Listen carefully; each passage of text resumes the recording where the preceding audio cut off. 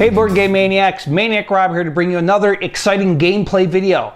In this video, you can see we have some dilapidated buildings laying around. It's in an apocalyptic world after the nuclear bomb went off and so forth. And the only thing surviving is a little bit of the human population of the world, and you guessed it, zombies.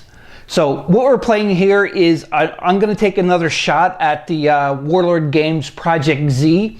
It's a solo mission called Nowhere to Run. Now, I played this before. There's a video, actually it's a two-part video that's on our channel already, and you can sit back and watch that first if you want instead of watching this one. But what I'm doing here is I'm changing up a bit. I changed the terrain a little bit to make it a little bit more interesting visually, a little bit more complicated for a couple of other factions that I'm using, because last time I used the survivors, actually the male survivors, and spoiler alert if you've never seen that, I died horribly. It was so bad, but so fun at the same time. So bad that I died, but so fun for playing the game. This game is incredible. I love this miniature tabletop skirmish game. Now this game is originally designed for a 1 to 2 player, but you can play 3 players, you can play 4 players, you can customize it the way you want. Now with this Nowhere to Run scenario that I'm playing, I'm not using the male survivors. This time, I'm using my favorite of all times, the biker faction. The biker gangs, the prospects, the gangers, you name it, whatever way you want to say it, but they are the rough and tough kind of people that, you know, they'll go out, they don't give a crap about anybody, or they'll just go and they'll just take. So in this mission, it's exactly the same. There's no loot counters that you have to pick up or anything. The sole objective of this Nowhere to Run mission is to go from point A, which is over there, you can't see, but I will show you, to point B, which is right here.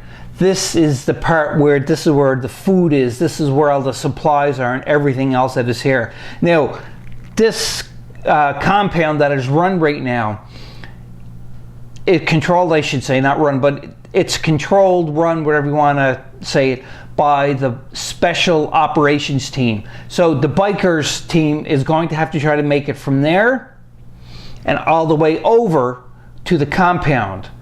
Now, are they going there to, you know, surrender and help the special operations team, or are they going there to loot and try to kill all of the Black Ops team? Who knows what the bikers are going to do? They're just a really mean bunch of SOBs that just want to just go forward and destroy everything that they can. So, have a seat, have a drink, have some popcorn, have a tea, have pop, have whatever you want. Because if you like zombies, and you like blood and carnage and bodies laying everywhere in a post-apocalyptic world, stay tuned and watch this battle. Because I'm sure going to try to make it to the end within 6 turns this time. Alrighty, so before we review the table and where everything is set up, just to briefly go over the scenario, it's exactly the same as the last Project Z video that we have on our website, onto our YouTube page, but you know, I'll just go over it anyhow. So this scenario is called Nowhere to Run. It's by Project Z by Warlord Games. Now the scenario says, zombies, that's what it's all about. Gangers, rival survivor communities, they're all there too, but the real threat is zombies. So this table is set onto length and width of 3 foot by 3 foot, and you are going to pick, your team members can be up to 4 team member cards. Now again, when I say cards, it's not how many miniatures, because some cards have more than 1 miniature onto it, others have just 1 miniature onto it. In either case, it's up to 4 for the size of the character cards, or the amount of character cards. You can see here where my thumb is tapping. Go a little closer here, so 4. So with 4, you put 6 zombie entry points, and the escalation is 4, 5, and 6.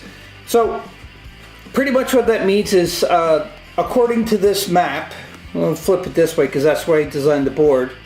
I set up, and you can see the numbers 1, 2, 5, 3, 4, 6. Yes, I'm counting out of order. That is your zombie entry points. So this game goes up to 6 rounds. After the end of 6 rounds, the game is over. Now, what you have to do is you have to get from the blue to the red. You have to make it to there, and then you're going to calculate what are called your victory points, and you take away your losses. And if you have more victory points than losses, you win the game. If your losses more than your victory points, then you lose, obviously. So anyhow, that is the sole objective, going from the blue zone to the red zone, and that is it. So with this here too as well, one other thing it says is for the escalation size. What escalation means is that from a certain turn you're going to flip over your zombie marker point, and after that the zombies pretty much escalate with more coming onto the board per turn after that. So with this, the escalation zones that are going to get escalated after turn 3 is escalation zones 4, 5, and 6. So once 4, 5, and 6, once we hit the turn mark of 3, then escalations 4, 5, and 6 get 5 more zombies for them 3 escalation zones. So you pretty much are getting 15 more zombies put on the board each turn, from turn 3, the end of turn 3 I should say, to the end of turn 6. So that's a lot more zombies. Anybody who watched the first video that we put on our YouTube channel would know that that can definitely escalate very quickly, get out of hand, and the zombies can just start chowing down on you, and you can be zombie meat or zombie food, zombie brains. You can just turn into zombies because there's so many zombies come on the board. Now, I played a little differently the last time. Plus, I had the male survivor team, but this time I'm using the biker gang team. Now, hopefully, we'll be able to get there a lot faster. I have a plan in my head that I'm going to do. It's completely different than the last plan. Hopefully, it will work. If not, hey, we're just going to play another game eventually and with a different faction and see what happens. Let's take a look at the board, and then we're going to look at our teams, our abilities, and so forth. This is the board that we're playing on. Now, it's a little odd shape for a 3x3 board, but pretty much what I did for this is just like the other, from the table edge to here, and it's kind of like a little L shape to here. So from here to here is 3 feet, and from here to here is 3 feet. So in here, you know, maybe a little bit bigger than 3 feet. Again, it may be a little bit of odd shape for the 3 foot right in this area, but for the most part, it is played on the 3x3 board, which it states into the instructions. And you can see, look at all this is all set up, the nice terrain that's set up here, and you know, you have some zombies already here. So these are the zombie spawn points right here. And after turn 3, again, you're going to flip that over, which means it's escalated. But you're only going to flip over 4, 5, and 6 of the markers. So you can see they got some trash laying on. They tried to clean it up a bit. You know, the special operations team has cleaned up a little bit. You have some broken down cars and so forth. And you got a truck that gets smashed into a building there. So they tried to clean up the town, this small city I should say, as best as possible. The survivors and the special operations team that did survive the zombie apocalypse for now, but they all just created this compound to keep them as safe as possible for any zombies that are going to be coming in. Let's take a look at the team members that I've chosen, why I've chosen them, what their special abilities are, and so forth. So starting off, we have a gang biker and a companion. So you can see the gang biker, he's got like just a handgun, and the companion has an Uzi. So, you know, pretty good. So I'll read the stats as we go along of what the handgun is and what the Uzi is, but let's look at a card here first so we can find out what the special abilities are and everything else. So you can see it has different icons right here. Let me see if I can get that in focus. So yeah, the different icons. So you can see the foot is speed, this is your defense, that is your melee, and that is your range. So the biker gang has a speed of 10, they have a defense of 3, and they have a +1 to their melee, and they have no plus to their range. And they also have a grit token. I'll explain what grit tokens are as we go along, but just pretty much to sum up, Grit tokens, you can pretty much spend one of your grit tokens to reroll and so on. So you can see here the abilities and hindrance from the biker gang. You have hindered, biker only, ram, wounds is 1, so you get an extra wound. Most characters, unless otherwise stated, including zombies, only have 1 wound. So once you hit them and you slay them once they're down. But if they get hit, they can take 1 wound before they get down. Melee, and they have wield 2 as well. So if you look on the back, it explains to you what every one of these keywords mean. So just for instance, hindered, cannot move and shoot in the same turn. So the reason why I chose a biker with the companion for that is so that the biker can't shoot and move, but his companion can shoot after the biker moves. So that's pretty good. Ram, you receive 2 extra dice instead of 1 when engaging. So originally, when you are engaging another miniature in combat, as in melee, you get 1 dice, 1 extra dice because you're advancing in. But with the ram, you get 2 extra dice. And also 2, this is your wound, so receive 1 wound token instead of applying the first damage table result. That speaks for itself. So melee 2, resolve 2 rounds of attack when in melee.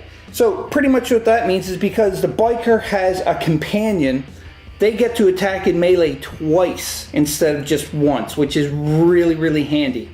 Wield, treat any obstacle as a wall.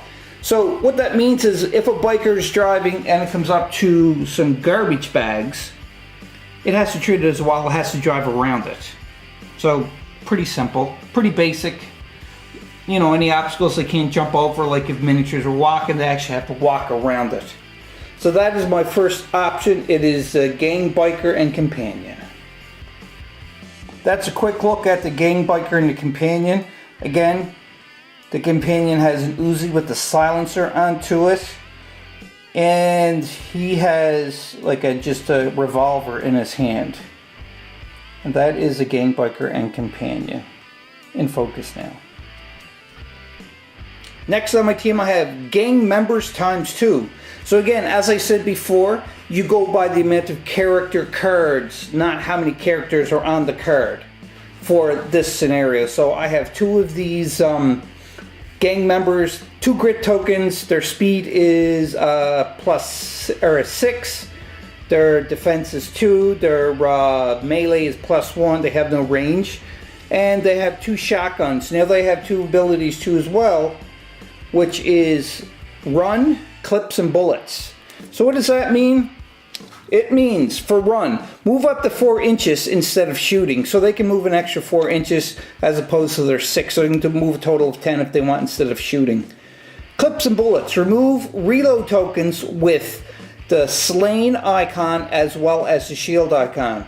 Which is really good because, if you don't roll the shield icon when you're trying to remove your, to reload your gun, you can, if you roll a slain, then hey, you get to remove it, which is really good. And there's a look at the 2 Bad Brother gang members there. Now both of them have shotguns. Yeah, we're going to do some total damage with these guys because these are really rough and tumble. I'm going to shoot you in the face and keep going kind of guys. Another team member we have is the Contester. Now you can see in the upper right hand corner they got that little icon. That means it is an archetype. So this is a special character.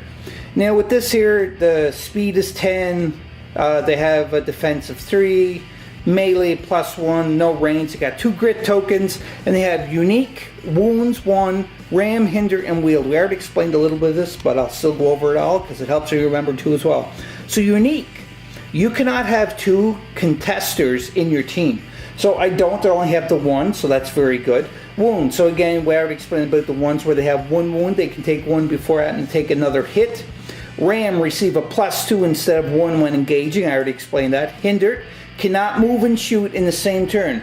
Now with the biker and his companion, they can move and shoot because they get a companion. She does not have a companion, so she can either decide to move or she can shoot. Now wheel, this is something different too as well. It's the same as on the gang, biker, and the companion. Wheel, treat any obstacle as a wall. So again, remember I said about the garbage bags? Same thing. they got to treat everything as it is, you know, a wall, and they can't pass through it. They have to go around it. Here's a quick look at the contester. Now, she has an Uzi too as well, and she also has a rifle strapped to the side of her motorbike. So, now, in the game, you know, it's kind of like it's a WYSIWYG kind of thing. What you see is what you get. So, in this game that I'm playing, I'm going to decide, oh, I'm going to use my rifle this time, or no, I'm going to use my Uzi to shoot. Just so everybody is aware that that is what we are doing. Last team member is the Very Bad Babe. She is an archetype too as well, so she's a special character.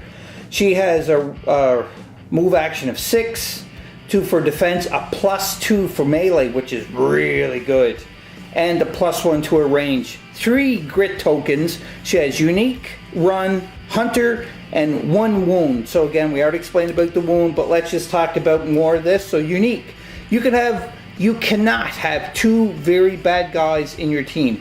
This is not a very bad babe, or this is one, but the other is a contester, not a very bad babe, so you're allowed to have 2 of them in your team, not 2 of the exact same.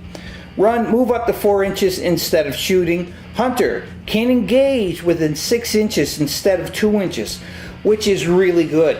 So if there is a zombie that is within 6 inches of her, she can just run up and start, you know, whacking on it, because that's really good. Instead of, you know, having to be in the 2-inch range. You'll see this as we go through the game. Wounds, and again, she has the extra wound, so she can take damage twice, more or less. And that is the Very Bad Babe. And that is a shot of the Very Bad Babe. Now, when I built her, I didn't put on like a handgun and a machine gun. I just left her with the Uzi. You know, on the card it looks like it shows that she has a weapon in both hands. But again, we're playing WYSIWYG, and on the miniature, she only has the 1 gun, so that's all she's going to be able to use, not the 2 guns that are shown on the card. With every game, you get 5 survival cards that you can randomly draw, or you can pick out specifically that you want to use. You know, some are specifically related to the game, the biker game that I'm using, and some are just generic ones. But I, off camera, pick the ones that I wanted. But these cannot be replenished during the game. Once you use one of these, it's done for the game. You can't use them anymore. Now, I'm not going to read through everything of these cards because, you know, it's just going to be up there in length again, the video. But as I use one, I will explain what it is. Another type of card that you use in the game, these are called combat cards. Now, these can be replenished at the end of every turn or the beginning of next turn.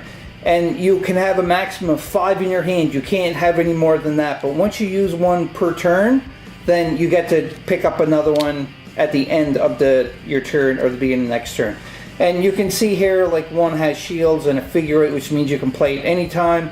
You have ones like this, which is you can re-roll, you know, more shields. I'm not going to go over it again. If I use these during the game, I will explain to you what I used and why I used it. And that's pretty much all I want to go over with the game. Now, the previous video, the first video that I played with the male survivors, I did go over more of the rules in a little more detail than what I am here. So if you want to know more about the rules, watch the previous video. And if not, sit back and watch the carnage. I'm going to do the deployment of my team, and then we're going to start trying to get to the compound. I set up my deployment line. Now on the scenario map, it shows, you know, it's roughly about 6 inches from the table edge either side. So I just generally put them there. Didn't really worry about where, but as you can see, there's already a zombie right there. There's one there, there, and there, with a whack load more zombies behind the gate dying to get in, as well as over here. Oh, they want to get in so bad. Brains! And the objective of the game, like I said, is to make the way from there all the way to the compound, which is in here.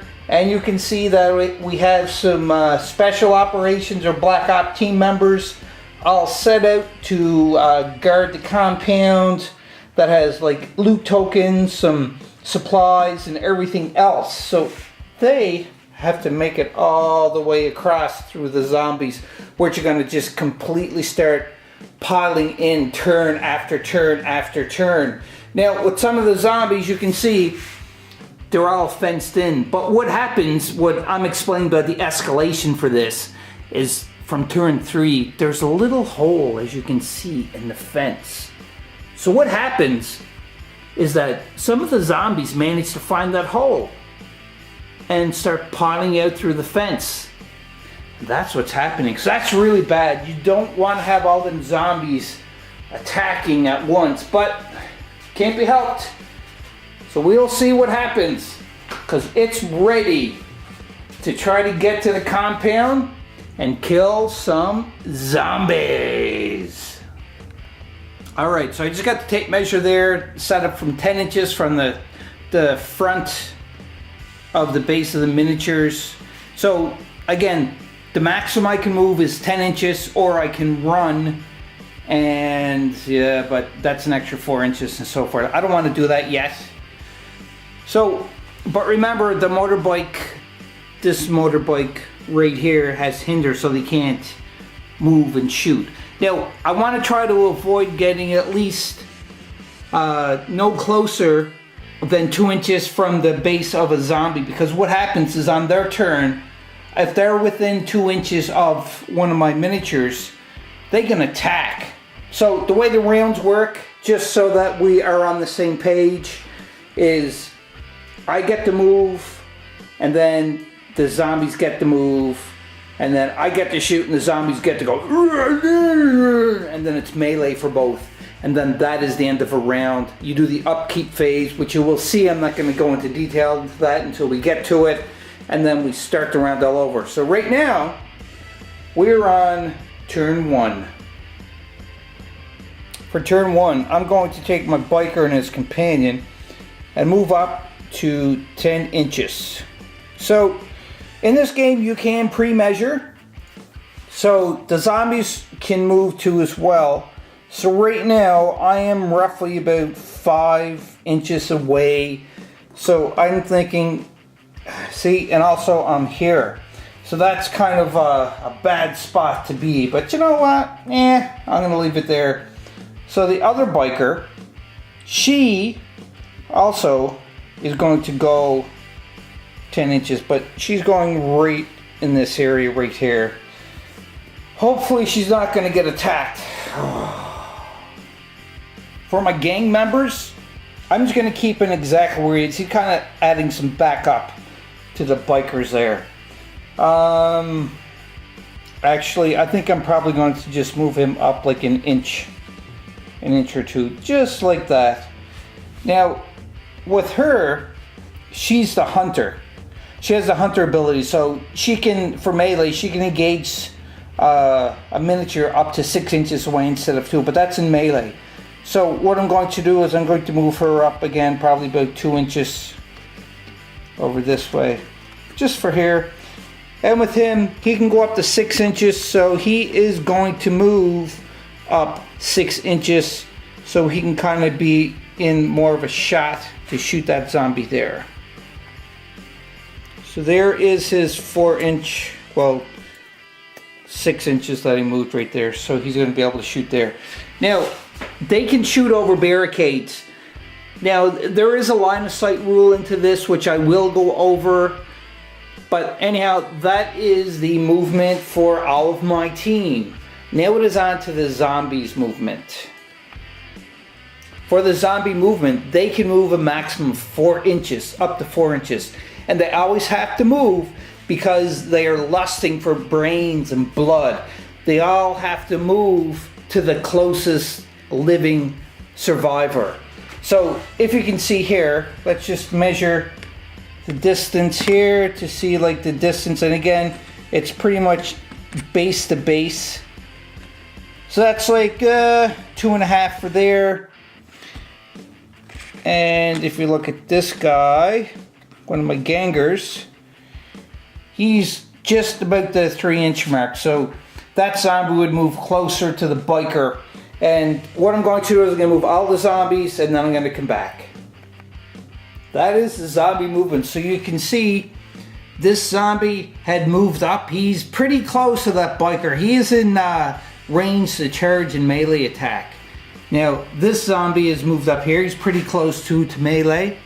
This zombie had moved there, but he's not in range, but this zombie is range. So the hospital gown wearing zombie is not in range, but that zombie is. And this zombie just moved there, and that zombie moved there. And that is it for the zombie movement. Now it is on to the shooting phase.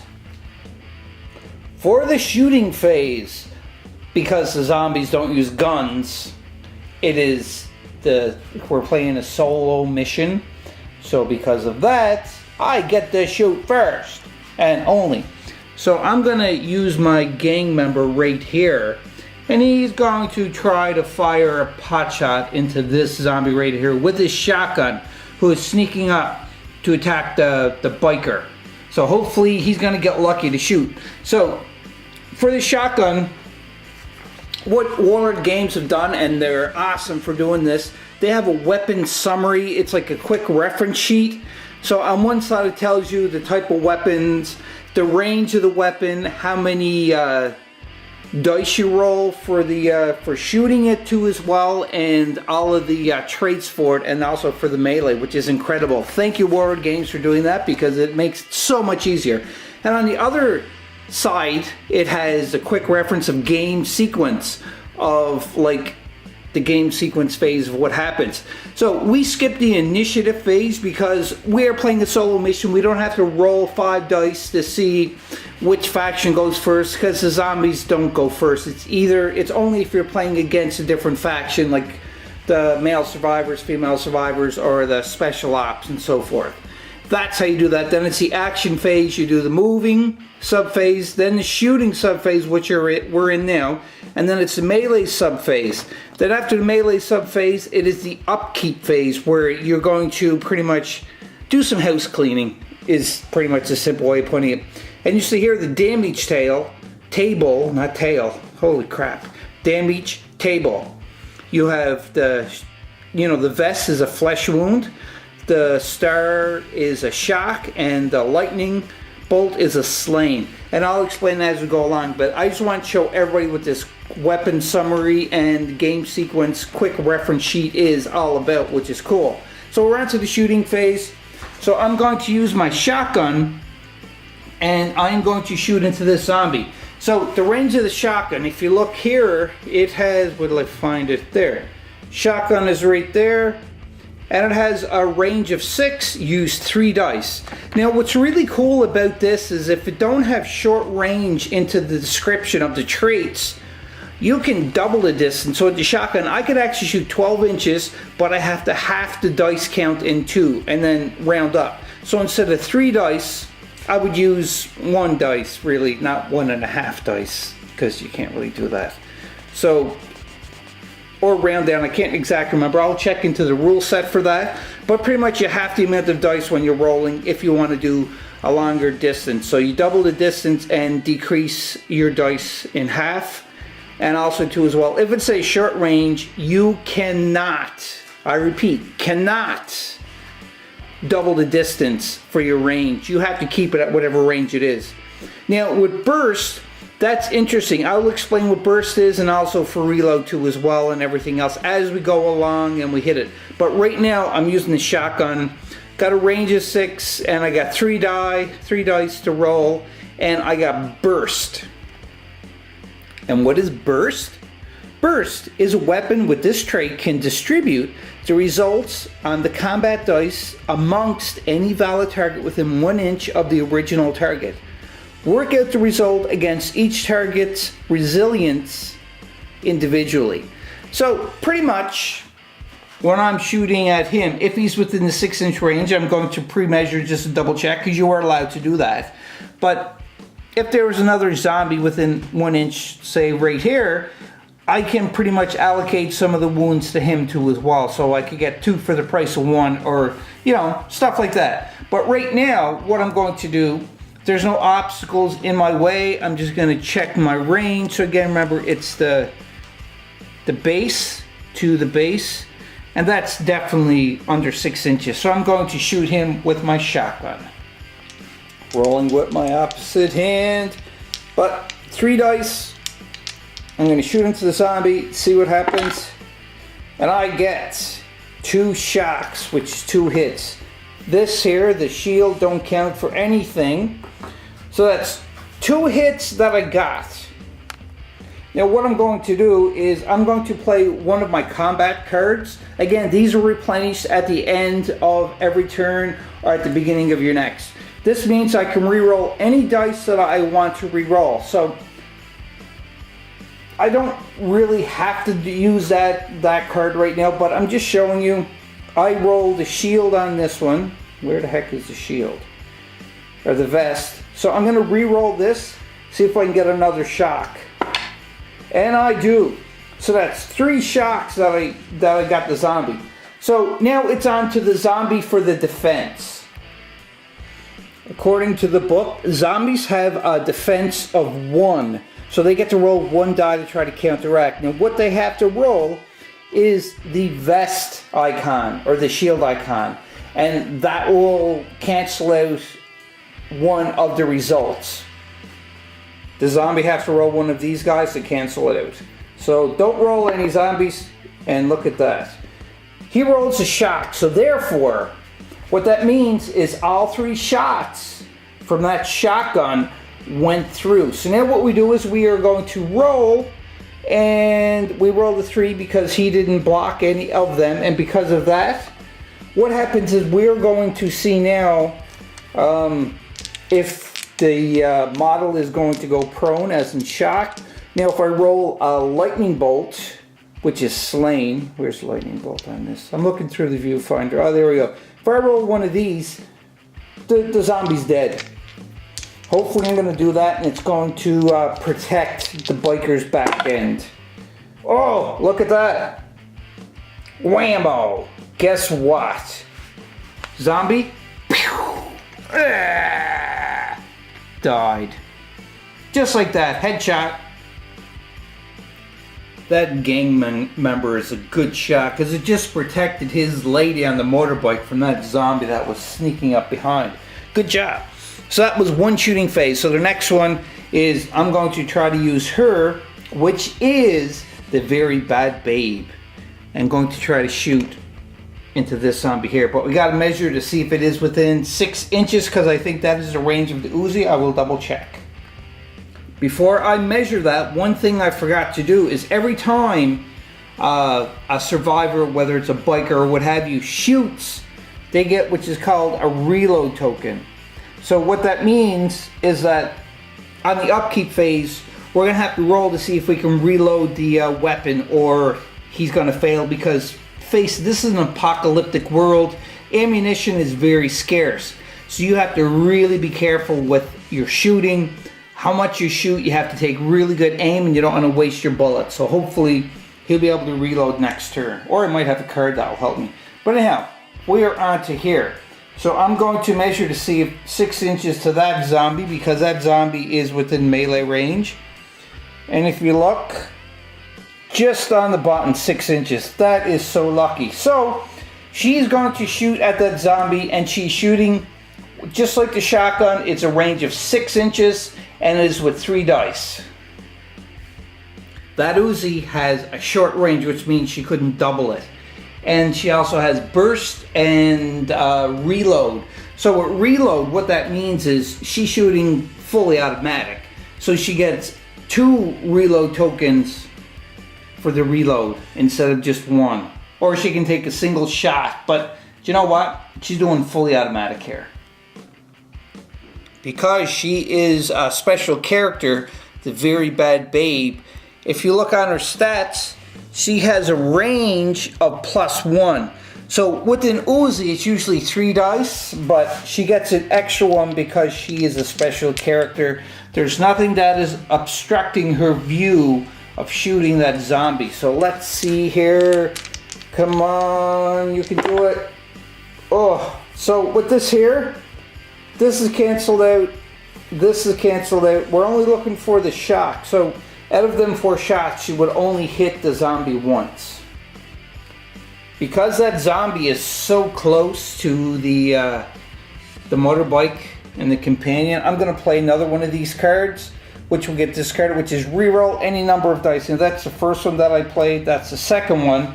So I'm going to take these 3 dice right here, and I'm going to re-roll because we know we already got 1 successful hit. So I'm just going to put that to the side. Let's see if she can do any more damage here. Oh my god, 2 other ones. Nice job. So slam, bam, thank you, ma'am. So 3 hits. So the zombies, again, has a defense of 1. So let's see if the zombie can defend that. Oh, look at that. Defend it 1. So because of that, 1 of these cancel out, but 2 managed to get through. So now we're going to have to roll on the damage chart. I'm off camera again. Roll on the damage chart to see if she actually slays the zombie or not. Oh, look at that. 1 shock and 1 slain. So that zombie is dead. She successfully killed it. Now, just say for instance that she actually rolled just 2 shocked. What happens with that miniature is it don't die. It actually just is prone, so it gets knocked down, and then on the upkeep phase it'll stand back up. But because she rolled a slain one, that zombie is dead. Good job with your Uzis, you very bad babe. She gets the double, because she has, which is the reload ability onto her Uzi, because it's an automatic weapon, that she gets the double one that we have to try to get rid of, and on the upkeep phase. So it's next. Let's go on to him. Now, I was planning on that if she couldn't shoot him, or she was not in range, he was going to try if he was in range. But luckily, she cleared that zombie out. So there's only one other team member that can shoot this round, and it is this biker. Now, they have hinder, which means they can't move and shoot, but it's only in the biker only. The companion can shoot. She can't, though, because she has hinder. So you have the hospital zombie right there. So I'm going to see if it's in 6-inch range, which obviously it is very easily in 6-inch range. So she's going to try to take a crack at the hospital gown wearing zombie right there. Within the 6-inch range, 3 dice for the Uzi. Let's see if we get any hits. Whoa, that one kind of flew off there. We got 1 hit so far. I'm going to re-roll this one because it fell off. So 2 hits. So am I going to play any combat dice? Let me take a look and see if I can play anything. I don't have any cards that I can play. So 2 hits go through. Or 2 hits are successful. So now the zombie has the 1 defense. And fail. So both hits go through. Hits the zombie. Let's see if we're going to kill that zombie too as well. We're doing really good so far, but I think I just jinxed it. Oh! That's just a shock, a double shock. So that means that zombie lays down prone, but is not killed. That zombie is shot and is just laid down. Now, if I was any closer with her...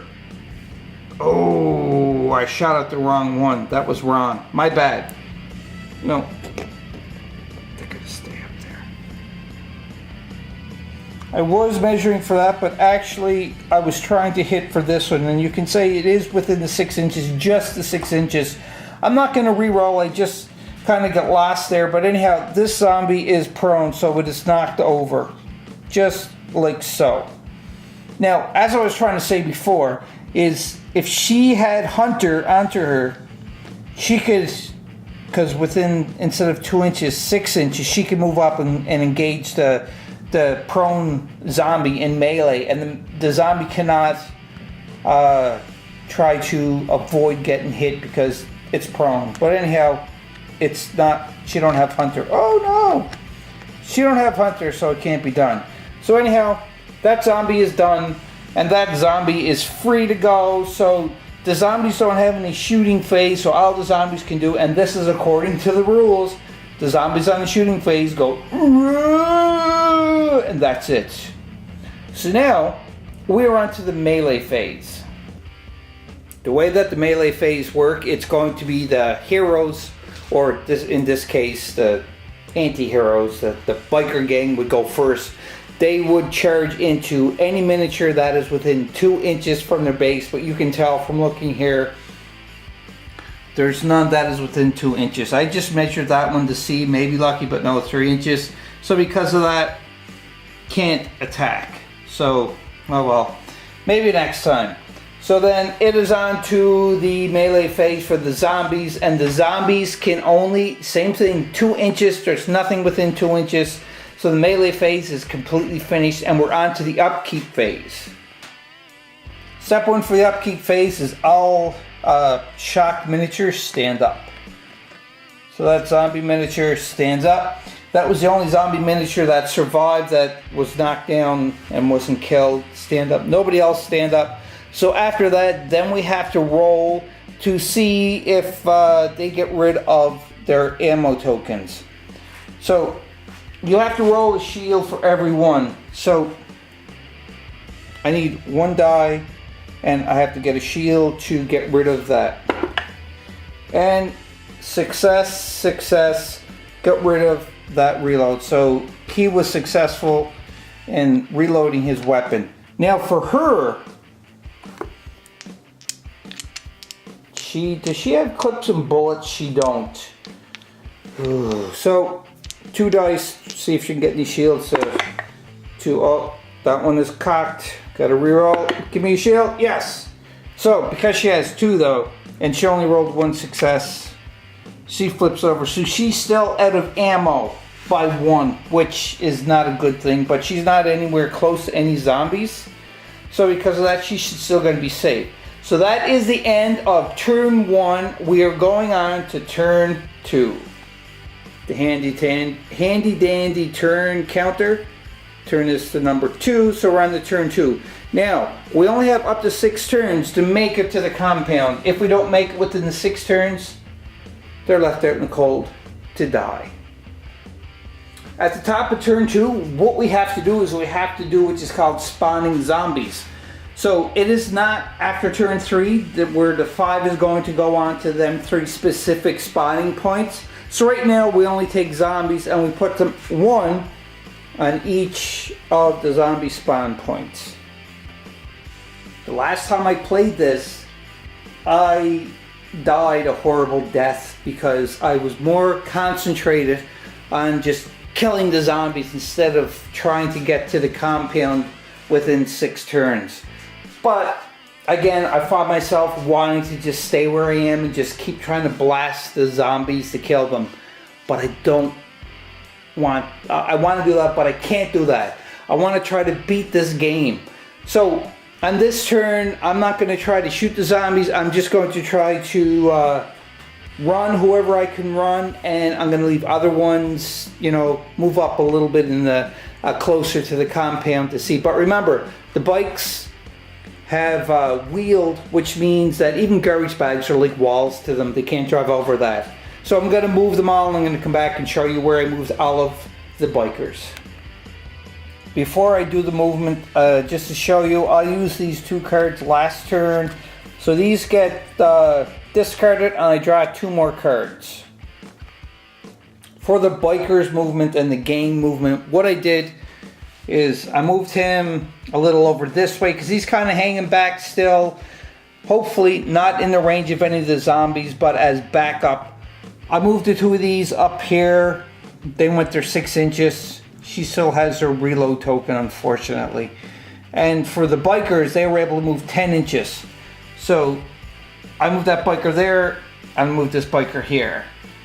So hopefully that's going to be far enough away from the zombies. Now it's a zombies movement. I'm going to move the zombies up to their 4 inches that they're allowed, and then I'll come back. All zombies have moved their 4 inches. So you can see here that the hospital gown wearing zombie is close. And so is this zombie. I'm almost certain they're within the 2-inch range for sure. And this zombie too as well has moved up and very close. You have to stay at least 1 inch away from the base no matter how close the zombies can get. This zombie is moved up very close to as well. They moved. So you can see that this game can be difficult. You have to really be very cautious and really calculate where you want your next move to be so that you don't get attacked by the zombies. Now, zombies move, the bikers move, so now it is on to the shooting phase. Resolve this gang member shooting into the police zombie right there first. 3 dice with the shotgun, definitely under 6 inches. And gets 2 hits. You can see right there. 2 hits. Now let's see if I have a card that I can play. I have one reroll card, but I really don't want to use it right now. So I'm not going to. So successfully 2 hits into the zombie, and the zombie gets to roll for defense of 1. Let's see. Oh, and defends 1. I should have used that card for a reroll. Now, you can also use them cards to make your opponent reroll too as well if you want. But it has to have the symbol here of you can play it any time. Should I waste that? No, I'm not going to waste it. So anyhow, 1 hit goes through. Hopefully I'm going to get a slain 1 to kill that zombie because it'll save a lot of trouble. Oh, it gets a shield. So that means that he was unsuccessful in hitting that that zombie. So he's still in melee range for that zombie. And he also gets his reload token, so he can't shoot anymore. That's what you get for being a nice guy and trying to save your other team members. You're a ganger, for God's sakes. You don't care about nobody. You just want to keep going through. Why did you do that? Why? Next, this ganger with the shotgun is going to shoot into this zombie right here. Definitely within the 6-inch range, so gets 3 dice to roll and to kill that zombie. Come on, get lucky and shoot. Oh. Only 1 hit. This is bad. It's a little early, but I'm going to do it anyhow. I'm going to play their survival card. Now, these ones do not get replenished. It is Inspired Roll. Play this card to change a roll of combat dice into 3 straight symbols of your choice. All the selected dice symbols must be the same. This card does not count towards your allocation of survival cards for the game. So I get to actually pick up 1 more to make 5 because this don't count as one of my survival cards for the game, which is really good. I'm going to grab another one. But I'm going to change this to all shocks. I just changed them all to shocks. So, and that zombie has 1 defense die. Let's see if he's going to get lucky. No, he gets a shock too as well. So, sorry zombie, no luck. So let's see if I get at least 1 slain here. So then that would kill that zombie off. Let's go. You can do it. You can do it. Oh, look. 1 slain. Guess what? That zombie is toast. Pew! Off goes his head. He's gone. He's dead. Good job there, gang member. But you do get a reload token. She moved, so she can't shoot. But the companion can shoot at that zombie right there. Which you're definitely going to do. Under 6 inches, using 3 dice. Let's see if we can kill it. Let's go shots. 1 stinking shock. I'm going to sell this reroll card. When I say sell, I'm going to use it up. Discard it so I can reroll the other 2 to see if I can get more shocks. Okay, come on. 2 more shocks. You can do it. You can do it. No, you can't do it. Zombie gets to try to dodge the bullet. Well, they won't dodge it, but it'll get hit in the shoulder or something and keep coming. And of course, the zombie just gets shot in the shoulder looks at the biker like, "Ugh," and don't care. And for her trouble, she gets the double reload because it has burst on the Uzi. All the shooting is done for the bikers. The zombie shooting turn, and they're in. Now it's time for the melee for the bikers, and then it's going to be the melee for the zombies. One thing I forgot to mention is this very bad babe has run. She can't shoot, but she can still run for the shooting phase for an extra 4 inches, which I'm definitely going to do now. She ran an extra 4 inches up to there.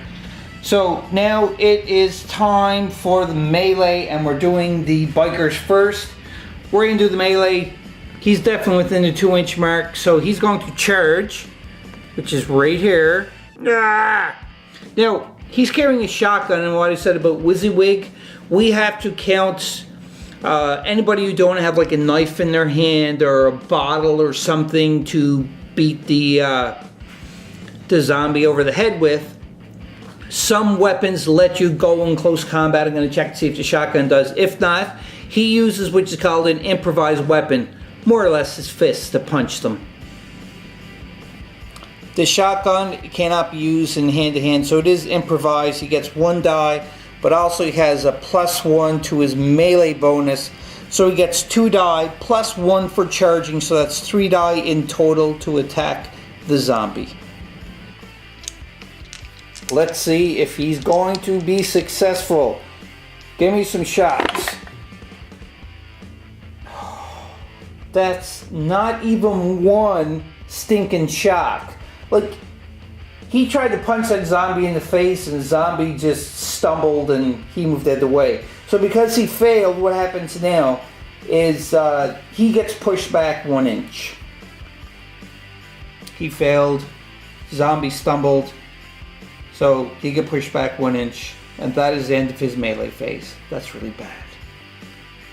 This gang member is going to try to do melee onto this hospital gown wearing zombie. He goes in close, so he gets a +1 for his die, +1 for his bonus for melee, and he also gets 1 because it is improvised because he got a shotgun.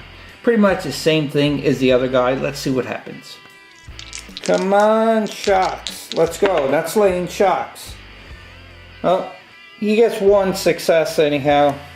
But again, the zombie gets a defense, and obviously the zombie failed. Nice. So we can actually kill the zombie here with his fists. You can do it. I believe in you. You can do it. Nope. He just gets the zombie shocked and falls down prone. Kasmack! Oh, right in the face. Zombie is down. Decisions. The very bad babe can go in and attack the zombie and just kill him because he's prone, or can run up because she has Hunter and run up here and fight this zombie so it don't attack the biker. Oh boy, decisions. What she's going to do is she's going to say, "I'm sorry, I can't help you." And she turns and goes up and tries to kill the zombie that's prone. So when a zombie is shocked, prone, laid down, so the zombie can roll a defense. Now the thing is any hit goes through, no matter if it is just a shock or a slaying, it automatically kills that zombie. For very bad babe, she has a bonus, a melee bonus of a +2, so 2 dice. So in total, she has 1 for improvised weapon because she's got an Uzi. It can't be used in close combat to crack them over the head. She gets 1 for charging, that's 2 dice. And she gets 2 more because of her extra advantage in melee. So that's 4 dice that she's gonna have to, use to kill that zombie. 2 hits. That's it. So either case, the zombie only has one. No matter what the zombie rolls, if it defends one, the other one gets through, so the zombie will be dead. But he didn't anyhow, so the two get through. So because of that, this zombie right here is zombie dust. That actually was a pretty good call. The reason why I'm thinking it's a good call, because this zombie obviously is going to be able to go up and attack. But she has a defense of 3 dice, so that's really, really good. Plus, I may have a card that could help a little bit with her defense. I wonder. Before I go on to the zombie melee phase, we have to still do one more with this. So this, again, companion, they're within 1 inch, so they're going to go up close, and they're going to attack with the improvised weapons. Now, again, they have a 1, plus they have some bonuses, which I'm going to go over right now for the melee. For the gang, biker, and companion, they have a +1 to their melee, and they also have melee 2, which means on the back here you see it says melee 2, resolve 2 rounds of attack when in melee.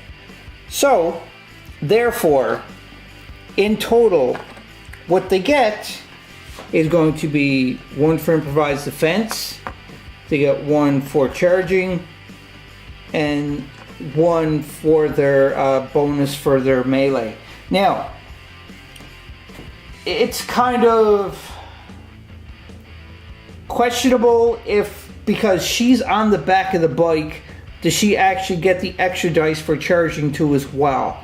Because she's on the back of the bike, so she has no choice. If he's going to go in and charge, she just has to go along for the ride unless she wants to jump off. So it don't really say anything in the book about jumping off or anything. So the way that I'm going to play this, if this is wrong, then it's wrong. Please comment down below into the comment section and let me know if it's wrong or not. So I'm going to say that she's going to also get the bonus for charging too as well. So both of them get 3 dice to roll at the zombie. So first we're going to do the bike rider and then the passenger. So first the bike rider. So you have 3 dice. Let's see if we get any shocks here. And we get none. No shocks whatsoever. Oh, that is so bad. The zombie don't even have to try to protect himself. They just go for a swing and nothing happens. But because they failed, they're pushed back 1 inch from the zombie. The zombies' turn for melee. We're going to do this one first. So the zombies get 2 to their melee attack. So he's going to charge him, so he gets 2 dice plus an extra 1 for charging. Now, zombies, when they charge, they're in the rule book. It talks about it's like a horde. They charge in a horde. So if there's more than 1 zombie that is going to be in the vicinity to attack, they get even more dice bonus. But if that happens, we'll discuss it. If it don't happen, we're not discussing it. So 3 to attack. 1 hit, which is okay. So the gang member gets 2 defense.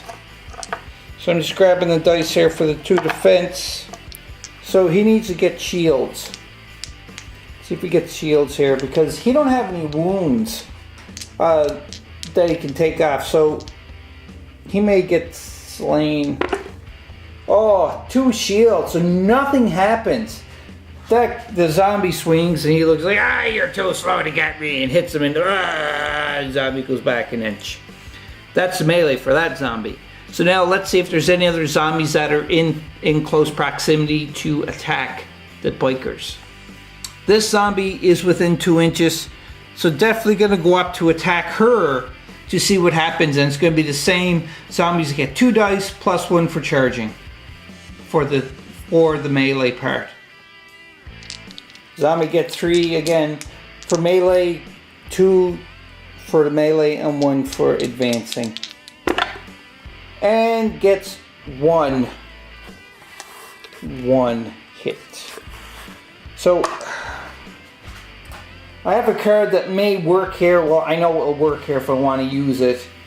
So I'm thinking I'm going to play it, but first I'm going to roll her defense and see if she successfully blocks it. If not, then she's just going to use a special card.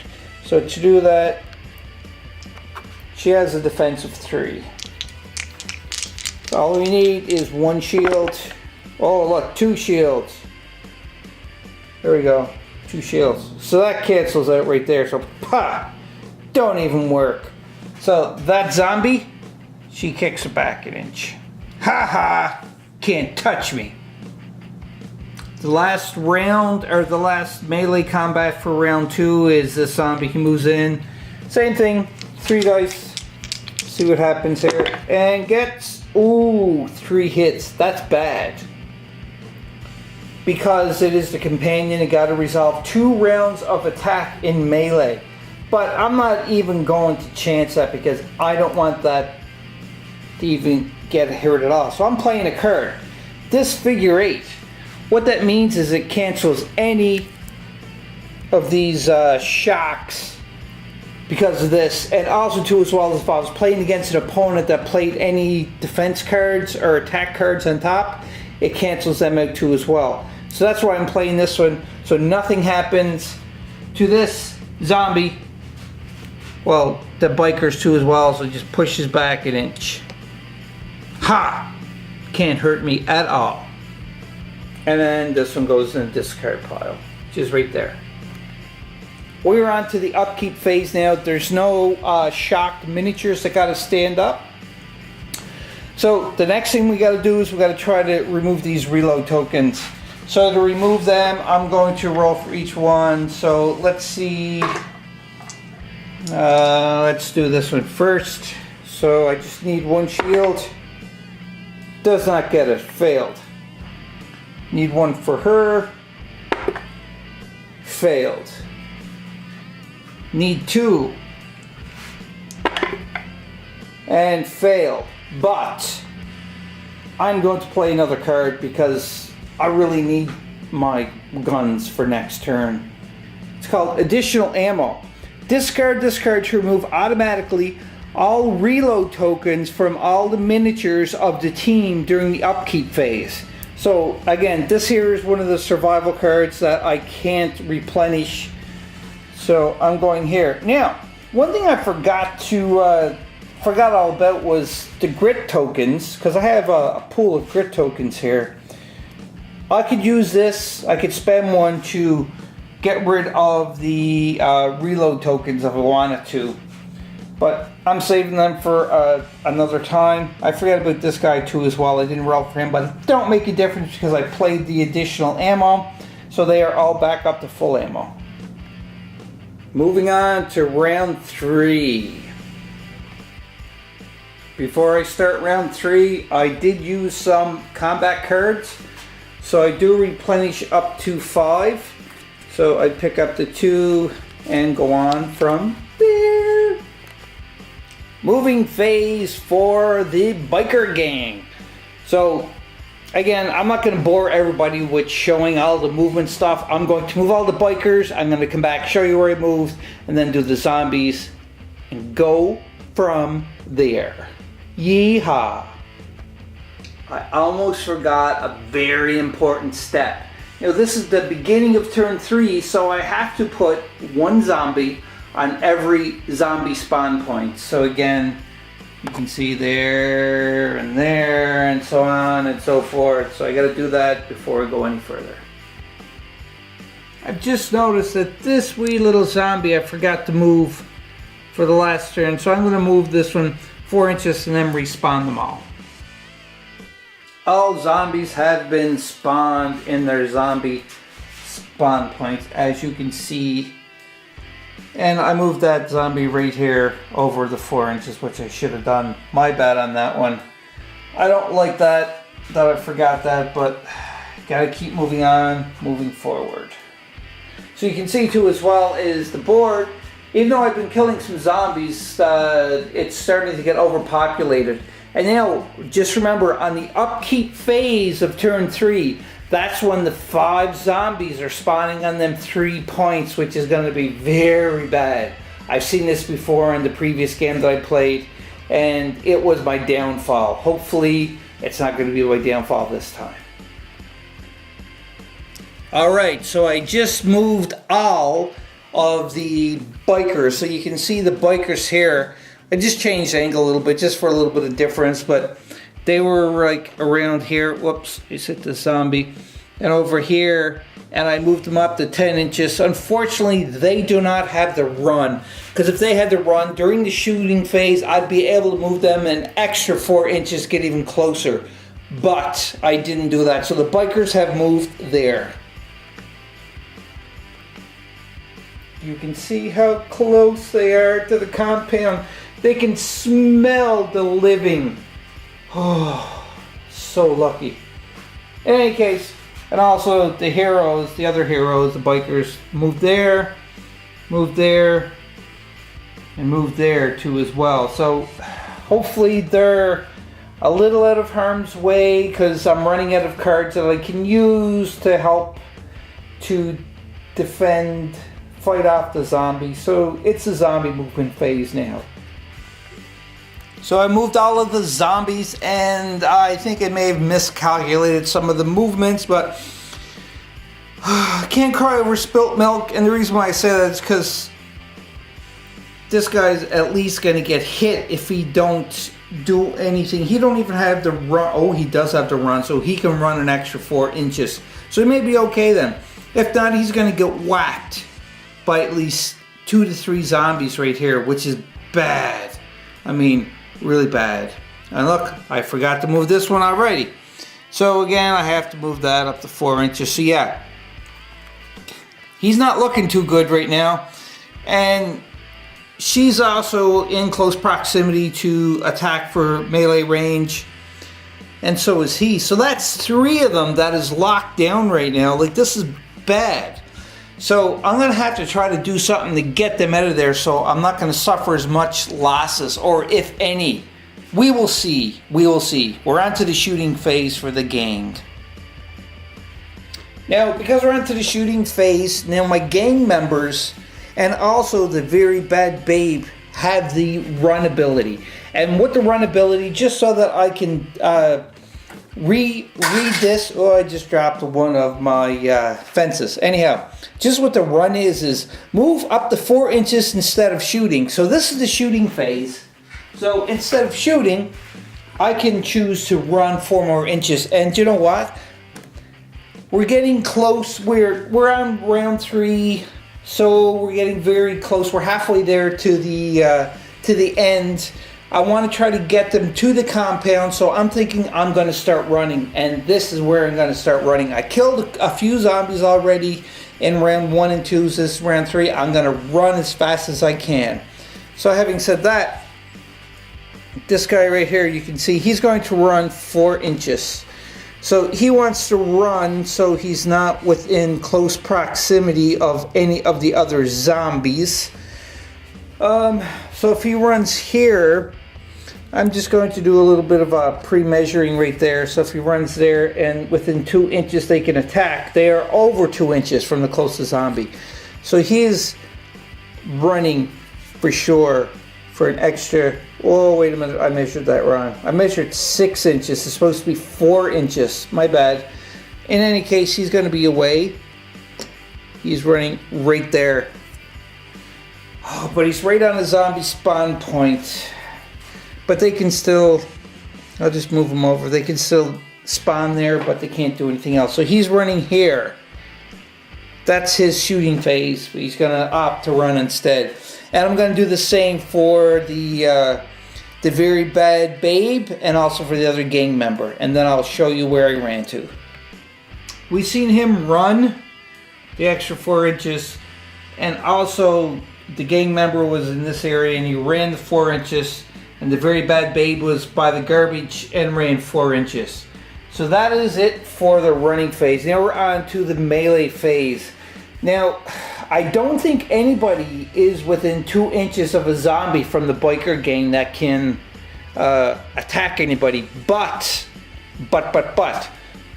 the very bad babe, she has hunter, and she can attack somebody within 6 inches. So because of that, she's definitely within the 6-inch range right there, and she can attack that zombie and kill it. Or should I just leave it where it is and then just run more on the next turn? I don't know. You can see there she is well under the 6-inch mark, so she could go to attack that zombie for melee. And I'm thinking I'm going to do that. She has 1 wound that she can lose, so do you know what? I'm thinking I'm going to chance it and just, she's going to run up and attack that zombie. Why not? Why not? There she is. She ran up. She's saying, hello, I'm going to punch you in the face.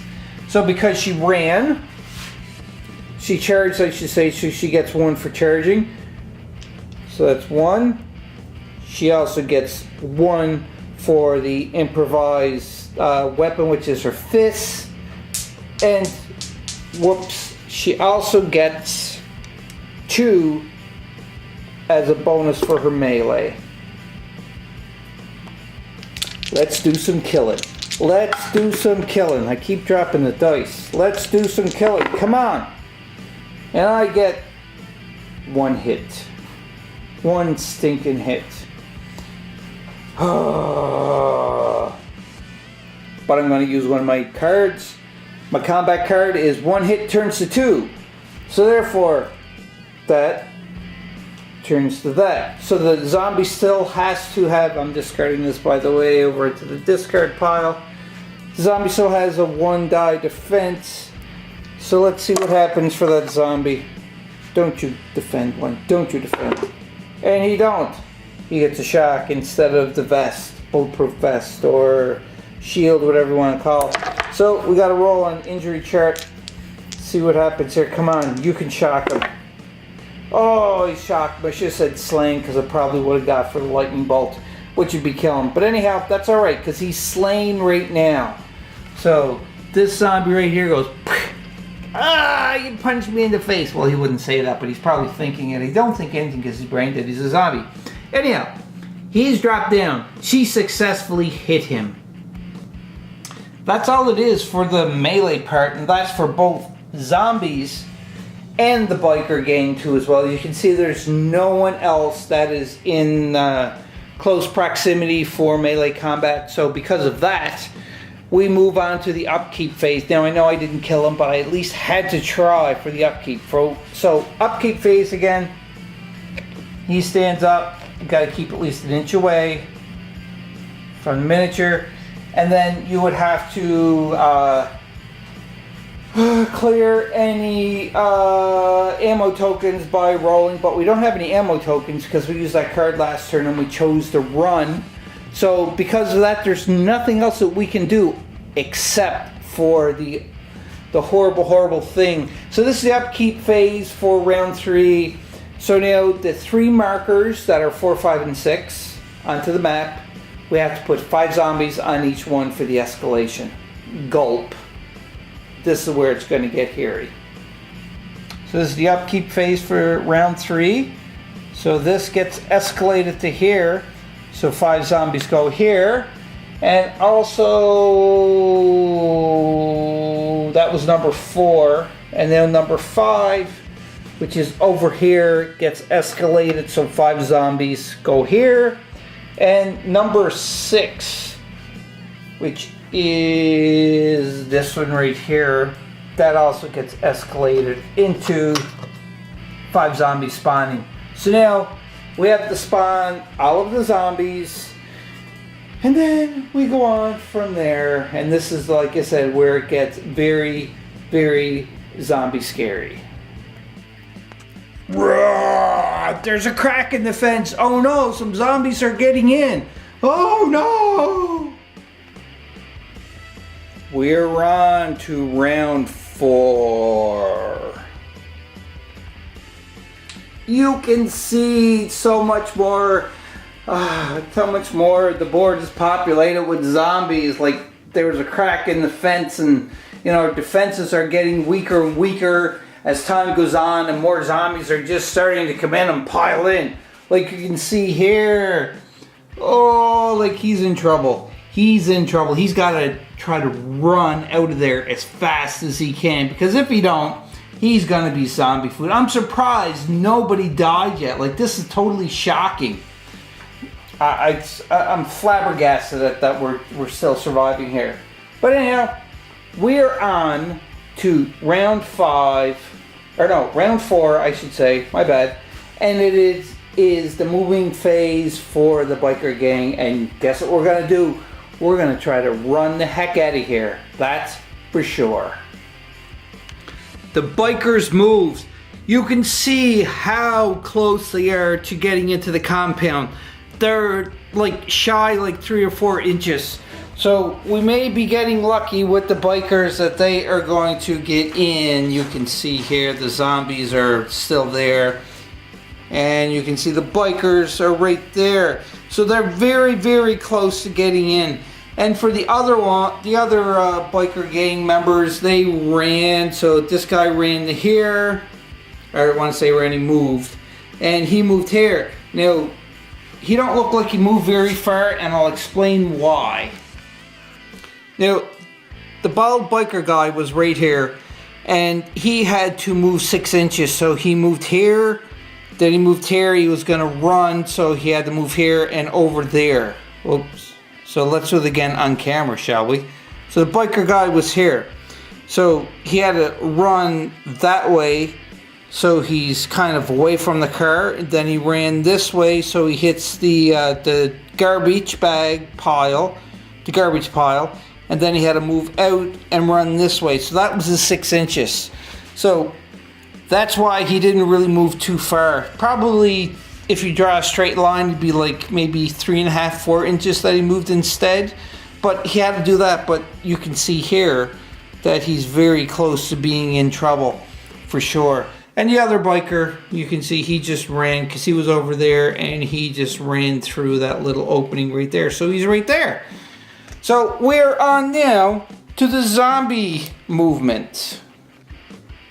We're done of the zombie movement, and as you can see, one of our gang members are going to be in some deep doo-doo trouble, because if he don't run this turn to get away, they can pile in. And if you look in the instruction manual, where zombies, if they act in a horde, as in a couple of zombies, for every extra zombie, they're going to get an extra die to roll for the attack. So, you know, potentially one zombie could roll like 7 dice or 6 dice to do that, which is really bad. But you can see all of them has moved. They moved. They definitely moved. This one's moving, but there's none there to move. So at least the bikers look like they're safe, and these guys move too as well. So that ends the movement phase for the zombies. So next we are on to the melee phase for the, or no, not melee, sorry, the shooting phase for the gang members. Hopefully something will happen, or they're going to be smart and just try to run even further. Remember, the objective of this scenario is to make it to the compound with as many gang members or survivors, well, gang members in this instance, as possible. So I laid the measurement ruler down that you get with the game set, because you know what? The gang members have run. So I know this is kind of boring with them just running away, but I don't really want to die again this turn, or this game. So I'm going to run as many as I can, and then from there I'm going to calculate and pre-measure to see how many more turns it would take to get to the compound. And if it's a lost cause for some of them, then all I'm going to do is I'm just going to turn around and start blasting zombies. So now for the shooting phase, I'm going to, instead of shoot, I'm going to run them and see what happens. For the shooting phase, I know it's kind of boring, but again, the objective, like I said, is to make it to the compound that you see right here. So, the very bad babe, she ran an extra 4 inches, so she's very close. Again, we're on round 4, And for the two gang members, they ran here. So again, they're kind of close there. They're getting there. So I'm hoping that, because it's a race against the rounds now, so what I'm hoping is to get these guys up into the compound, because I know they're safe. They're going to be, the next round, they're going to be in the compound for sure, easy. The problem is, if these two guys aren't going to make it, then I have to subtract victory points from here, and I don't know if I'm going to have enough, and I don't have any cards this time around so that I can give me extra victory points. I'm going to have to calculate to see if these guys are going to make it here within the next 2 rounds. If not, they're just going to turn around and start whacking some zombies. That was the shooting phase for the gang members and biker gang, which are all just, I'm just going to call them gang members. So because of that, the zombies, all they do for the shooting phase is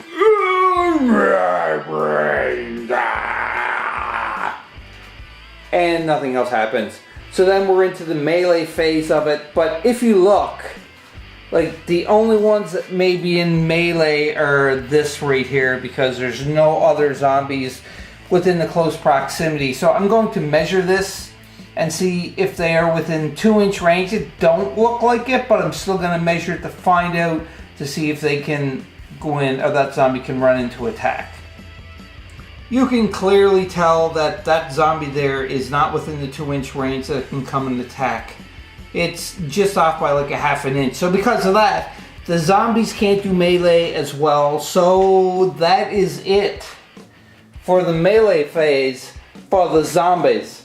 So now we are on to the upkeep phase, and there's no shock miniatures, so nobody has to stand up. There's no reload token, so nothing has to happen there.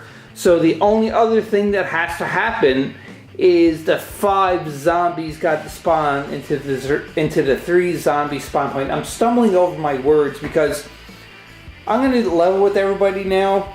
I really think that I got this game in the bag, because I did a little bit of pre-measuring, and I think that the 2 lone gang members, which are right here, are going to be able, within the next 2 turns, run into the compound. Because I know the 4 of these guys right here are safe. You're saying 3, there's only 4, there's only 3 miniatures, but they're actually 4, because you're talking about the companion on the back of the first one, the first motorbike. So I think that I got this game in the bag, but even still, we're going to play through it round by round, and we're going to see what happens. So we are on, just so everybody is aware, and if you're not following, but I know you're probably following, we are on the upkeep phase of round 4. So that means that we spawn 5 zombies on the escalation zombie spawn points, right here, and right there. And then we continue on from there.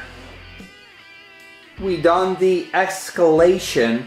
I can't even say, why am I not saying that word properly?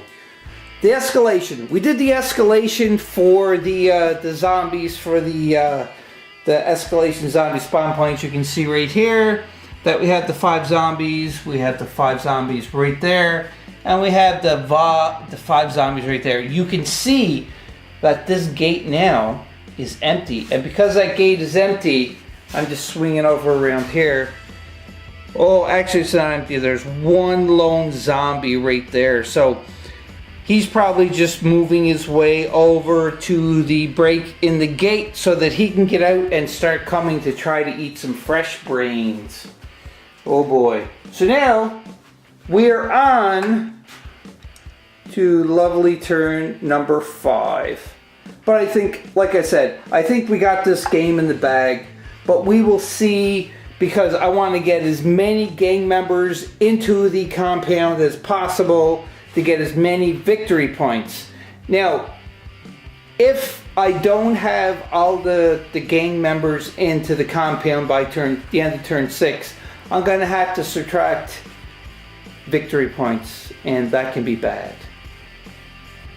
just so that we can go over the winning the game. To win the game, this scenario is played over 6 turns, and again, we are on turn 5 right now.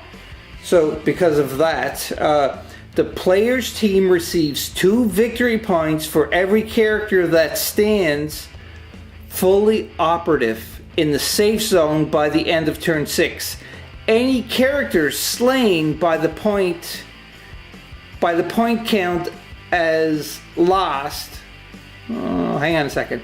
Any character slain by that point count as lost and deduct -3 victory points for each from the total score. If the final result is positive, the player wins.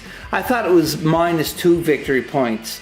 So if I don't get them 2 gang members into the compound by the end of turn 6, I have to lose 6 victory points, which is not good because I only get 2 victory points per gang member that's into the compound. So if these 2 guys die or don't make it to the compound, we may just lose the game. So we may not have it in the bag. I have to do my math. I'm smart. I do math. So we'll figure that out. But again, either way, I'm just going to play through the entire game up to round 6 so that all the viewers and myself can see this and say, like, yeah, that's cool. That makes sense. Just a quick note, again, I said this before my previous video, but I have to really thank Mini Wargaming Dave for giving me this turn counter. This is the mark of Dave, if anybody is wondering. It is Mini Wargaming plays Warhammer 40k, Age of Sigmar, Shadespire, Old World Wars, which is Warhammer Fantasy.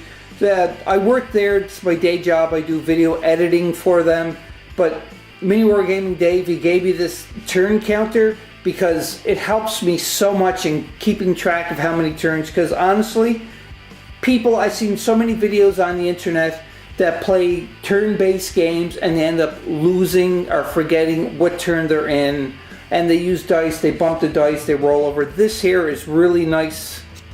You know, it's sticky enough so that when you put it, you're going to bump it, it's not going to happen. So Mini Wargaming Dave gave me this. Thank you very much, Dave, for that. And if anybody is wondering where he got it from TNT Laser Works.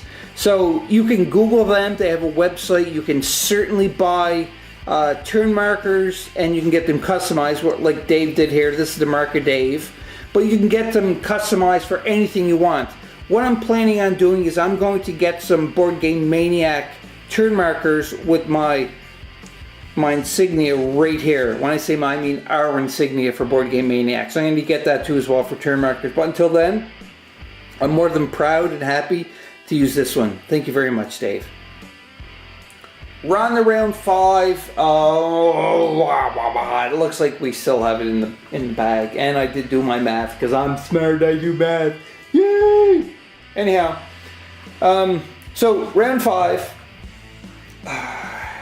we first got to do our gang members moves, and then the zombie moves, and then the shooting phase, which I'm going to obviously run again. And I think I'm going to calculate, and if I calculate properly and it looks like I'm going to be in the compound, we may just stop the video here. I know I said we're going to play through it all, but I don't want to bore you guys by watching the gang members run for the next turn, and then turn 6 too as well.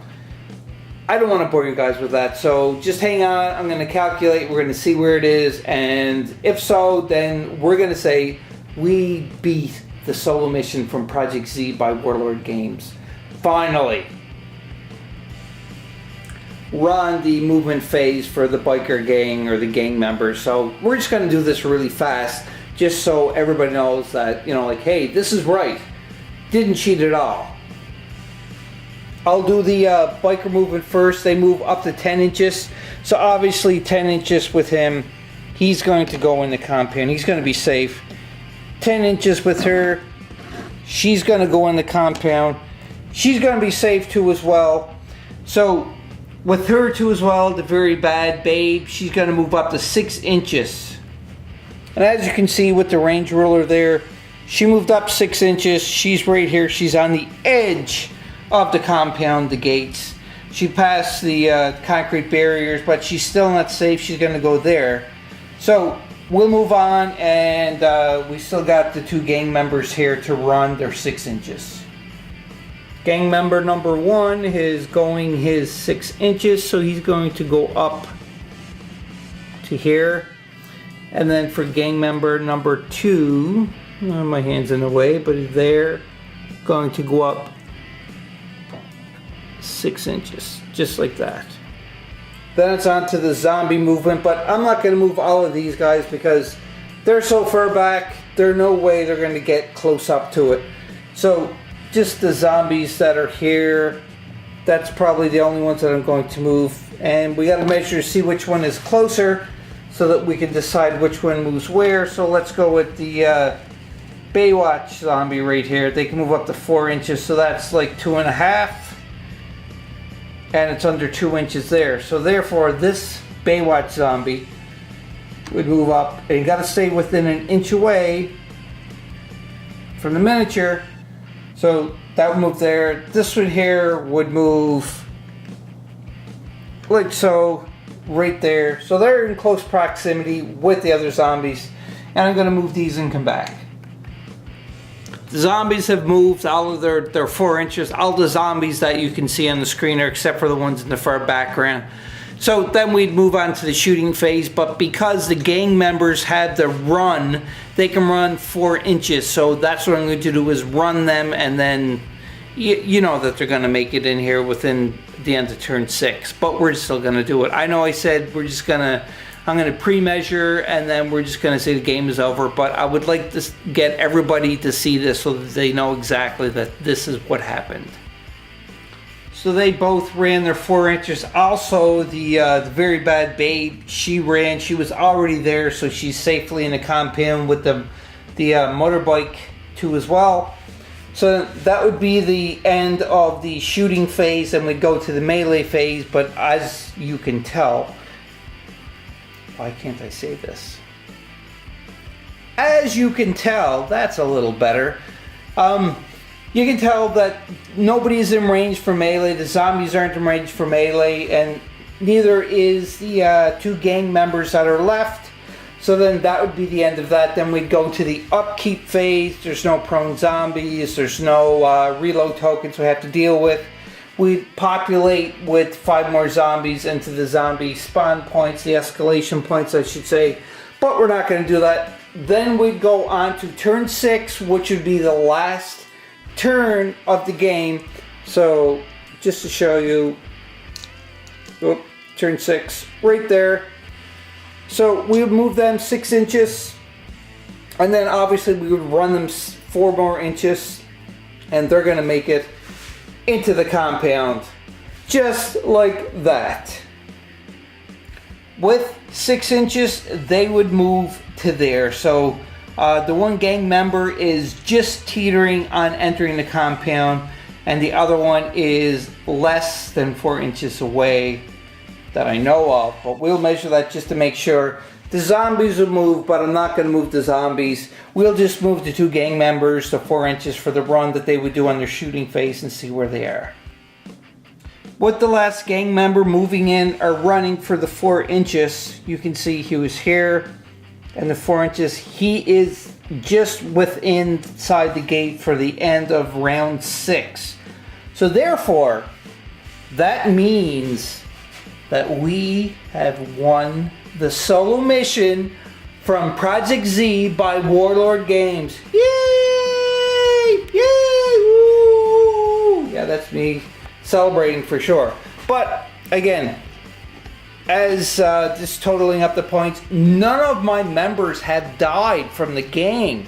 So this is awesome. So if we just total up the points, that's 2, 4, 6, 8, 10, that's 12 victory points that we got with no deaths. So we definitely secured the win for Project Z. This is incredible. Like, The first game that I played, I really did not know, honestly, what I was doing. I just wanted to keep killing zombies. This game almost was going to happen the same way because I wanted to just keep killing the zombies, but I stopped myself. I'm like, nope, I got to think of the end result for the scenario, which was to make it into the compound with as many of my members that I can. Last time I used the survivors, they're not as fast, but if I ran, if they had the run thing, and if I kept going, I probably would have succeeded by maybe 1 or 2 victory points for the last game, which is on our YouTube channel. But this game here, I definitely succeeded with no death except for the zombies that I killed. So this was so much fun. We were successful. We all went into the compound. Now the next question you're probably thinking, or you should ask yourself, is the biker gang. Are they there to help out whoever is left into the compound, or are they there to destroy the compound and take as much supplies and ammo and food that they can? That may be another game. Who knows? I don't even know right now. I have to think about it. But anyhow, this game, Project Z from Warlord Games, incredible tabletop game. I love zombie games, I love tabletop games, and I extremely love miniatures. The miniatures are so highly detailed. Like, I can't really think of any negative points about this game that I came across. Now, in my previous video of talking about this, that the rule set that we played on is version 2. There's actually a version 1 rule set, and then they kind of revamped the rules a little bit for version 2. And also too as well, I've heard that the creators of Project Z, they're working on version 3 of the rule set. So when that happens, when that comes out and it's in print, I'm going to definitely play the game again, solo mission, following the new rule set. Because I love the game just with version 2. Version 1, I never really played the full game for version 1 rule set, but version 2 for sure. And as you can tell, and as you can hear and see, I love the game. So Warlord Games, hats off to you guys for making such an incredible game, incredible miniature game. Hats off to the creators of the game. Their names, unfortunately, is slipped my mind at this point. But anyhow, even so, great game, great miniatures. Like, I can't really say too much negative about this game because I love it. The next step for this, what I'm going to do is I'm going to get one of the other Board Game Maniacs to come in, and we are going to play a 2-player game where I'm going to go up against another Board Game Maniac, and then we're going to throw the mechanics of the zombies into the game. Oh yeah. So we're going to find out what happens. But until next time, play some games, play some VR games, talk to people, talk to them in person, have some fun, and most importantly, you know exactly what I'm going to say. Most importantly of all, be a maniac. Until next time, have fun playing some games. Hope you enjoyed the video.